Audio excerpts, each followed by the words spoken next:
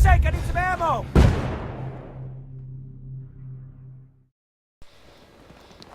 What is going on, ladies and gentlemen? Umi here, bringing you my first Battlefield 3 DLC Aftermath first video. I don't know what I was saying there, but yeah, what you're watching right now is some Scavenger on Azadi Palace. If you do not know what Scavenger is, basically breaking it down, it's conquest domination on a bit of a larger scale, but you start off with the pistol of your choice as opposed to starting off with a full kit. The only difference, if you pick a medic, you know, depending on what class you pick, it'll only change your skin in this game mode. It won't change nothing else. Perks don't matter. You get no defibs, so there's no reviving, no ammo giving, none of that. It's just an arcade type game mode, if I'm honest with you. The flags capture really quickly. There's guns all over the map, and sometimes the guns are not necessarily the same in the same spot. For example, if you take a gun from one spot one time, it could be a P90, and then you go back or think, oh, I'll go back and get the P90, I know where it is. You go back and it'll be a completely different gun. And what you have as well is levels on the gun. You get level 1, 2 and 3 guns, and if you look above when you're going towards picking up a gun, it'll have like 3 levels on it, on the mark at the top of it. It'll have like 1 arrow, and then second level has 2, and then obviously third level has 3 arrows. So basically all that means is the higher the level of the gun, the more of a primary it is, like the better it is. Like level 1s, you're looking at PDWs, P90s, MP7s, all the all kit guns basically. Level 2s, you're looking at shotguns, snipers. I'm not sure if LMGs. No. Level 2 is shotguns and snipers, and then level 3 is assault rifles and LMGs. A lot of people is gonna complain about.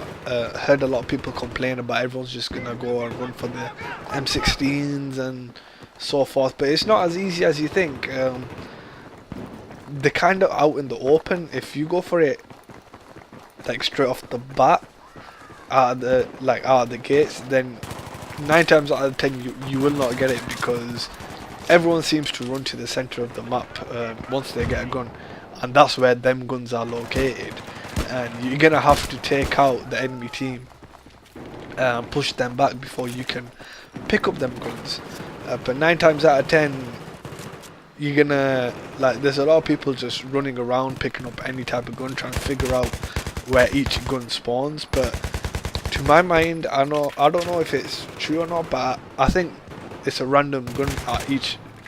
I mean, in some places, I know in some places it's set, like the UMP, for example, on Epicenter.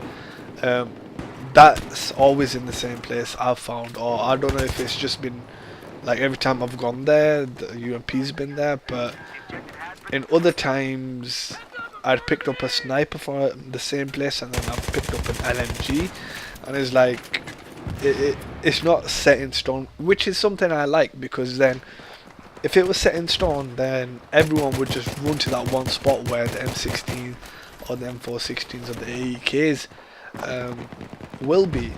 And talking about them 3 guns, I've played about 3 times on these maps each. What you're watching now is Epicenter, and I've not found one of those guns yet. I've not found an M16 and an M416 or an AEK, and I think the assault rifle I did get once was the Scar L. So I mean, it's not that big of a problem. Plus, when you do pick up a gun, you only get 2 clips, so 1 clip for the gun, and then you got 1 reload basically if you use up all the bullets in that clip. But this game mode is more of a fun game mode. You can just, you know, have some fun with it. It's not nothing serious. I didn't take it serious. I don't expect to take it seriously. I'm still going to be a rush player. I've always been a rush player ever since I started playing Battlefield. So I'm not going to change. But this map, what you're watching now, is Markaz Monolith. I'm not sure if I said that right. This seems to be my favourite map of the DLC so far. If you've noticed, in every map, if you've played it, I'm not too sure how it comes across in the video, but every one of the maps has got a central location, and this map's central location is this tower I'm about to go in now, and it's got a massive, like a split in the middle, and it's missing like 3 or 4 floors, and you can see up past escalators and stuff, and all the fighting seems to center around this building in this particular mode. I've not played Rush on this map yet, and I don't know, the look of it, it kind of appeals to me. I don't know, the colours, it's not blue. You know what I mean? Every other map is like got that blue tint on it, but I don't know, I mean, this map probably has got the blue tint on it, but it looks like one of the best maps in the game so far, next to like Striker Karkin maps and stuff like that.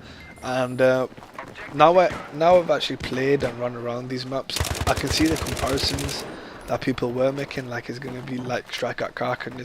Is basically the colours are similar to Striker Karkin, but the maps are not as big on a geographical level. I mean, they're smaller, but it still takes time to run around places because there's multiple levels. Like the map itself, what all this seems to be is this building and the roads around it, and a few balconies around that. Like I said, just for this mode, I've not played Rush or Conquest on this yet. I will be playing it on the live stream after this. And just to segue into that quickly, if you're watching this video on the day of the release of the DLC, and you're watching this video within like 8 hours of it being uploaded, then check the description. There will be a live stream link there. Follow that, and I'll be live streaming live, obviously. That's what I was gonna say. But yeah, I did get some crossbow action in as well. What you have to do to unlock the crossbow is to play this mode and win 3 times. It took me about 5 goes, because half the people on my team, half the time, were just running around like, oh, look how pretty that looks, even though it's like a destroyed building, but still they managed to make it look good for somehow. What you gotta be wary of these maps as well is, what I've noticed quickly, is a lot of people have been camping. Obviously, I can't even talk. Obviously, that happens when new maps get released. It happens on every game. I mean, people seem to think they're gonna learn the map by staying in one place, which makes no absolute sense. Now we've transitioned to Tala Market. I'm probably butchering the crap out of these names right now, but this map is kind of interesting. It's there's no, it's a Medal of, like, dare I say, it's a Medal of Honor type map. Like, it's open, but it's close quarters at the same time. You can jump from roof to roof. I don't know what kind of game. It's definitely not like a regular Battlefield map. And I was checking here how OP this place would be, like just being able to prone up here with the bipod looking over that flag. But it turns out you can actually shoot through the material that I was lying down on. And the monument you're looking at as well, I don't know if you guys saw in the trailer, that little statue thing or water feature, or whatever the hell it is in the middle of that square. I think you can like knock it down with a few rockets. I'm not too sure, but I thought I saw it in the trailer. I'm pretty sure you can. We'll try it later on in the live stream. We'll get a few of you guys in here and we'll try it. But segueing out of that into like the hidden paths passages the DICE developers mentioned. I've not found any yet, but it will be cool to see like how they play in the game, because I was playing Rush on a particular map and it seemed quite choke pointy, but I knew for some reason it just felt like there was something we were missing. It's because we all kept just going down the same way, but I'm pretty sure there was something we were missing. You're watching Rush now. I thought I'd play a bit of Rush. This is the map. No, it's not this map. It's the other map. But even this map, you gotta be careful as well when you're playing Rush that you don't get flanked. I was getting flanked for fun before, so you gotta be careful about that. And just a quick note on the crossbow as well, seeing as it's, I normally don't do weapon reviews, but the crossbow, I mean, I've only unlocked, well, just the crossbow, and I'm using the standard bolt. It comes ready made with the Cobra sight, which I like. That's a pretty nice little touch they put to the unlock. But what I found is it's pretty deadly in like 20 meters if you've got the aim. Like, obviously I hit this guy in the head, right? But that's obviously it's gonna kill him. And I'm not too sure if this guy, like where I hit him, I think I hit him like in the neck or the upper chest region, but he died pretty quickly.